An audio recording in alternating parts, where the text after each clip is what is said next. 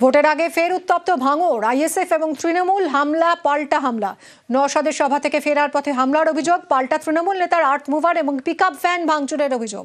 খবর পেয়ে ঘটনাস্থলে যায় পোলেরহাট থানার পুলিশ। কথা বলবো কল্যাণের সঙ্গে। কল্যাণ, এখন কি পরিস্থিতি? একেবারেই মিমি জানিয়ে রাখি, এখন এই মুহূর্তে কিন্তু পরিস্থিতি স্বাভাবিক, কারণ যেহেতু গতকাল রাতের ঘটনা, নওশাদ সিদ্দিকী সভা করে যখন ফিরছিল তার মিছিলের উপর হামলা হয় বলে অভিযোগ এবং তারই দুজন আইএসএফ কর্মীকে মারধর করা হয় বলে অভিযোগ। মূলত এই অভিযোগ ওঠে এলাকার তৃণমূল নেতা খায়রুল ইসলাম এবং তার অনুগামীদের বিরুদ্ধে। এই ঘটনার পর নওশাদ সিদ্দিকী নিজে সেখানে দাঁড়িয়ে যায়, পুলিশের সঙ্গে দীর্ঘক্ষণ বাকবিতণ্ডা হয়।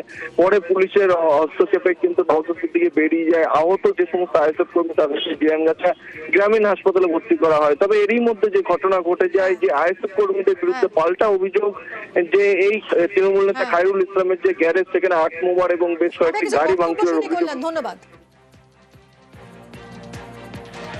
যখন লাইট নামিয়েছি, আমাকে যখন খবর আসে এটা হিংসা হতে পারে, মাইকে আমি বলছি প্রশাসন এটাকে দেখুক।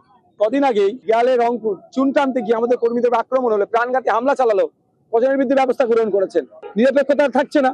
তারপরে আমাদের বলেছি আজকে বড়বাবু সম্মানার্থে উনি যেহেতু সরাসরি এসে কথা বলেছেন আমাকে মেডিকেল করে জমা করতে, তার বিরুদ্ধে কি ব্যবস্থা গ্রহণ করে দেখি। লাইন লাভি আক্রমণ কারা চালিয়েছে তদন্ত করুন। যখন দেখছে ফেসে যাবো, এবার নির্বাচন কমিশনের আন্ডারে চলে এসছে, নিজেদের একটু গাড়ি ফাড়ি হয়তো ভাঙচুর করিয়ে দিয়ে আমাদের নামে দুধ।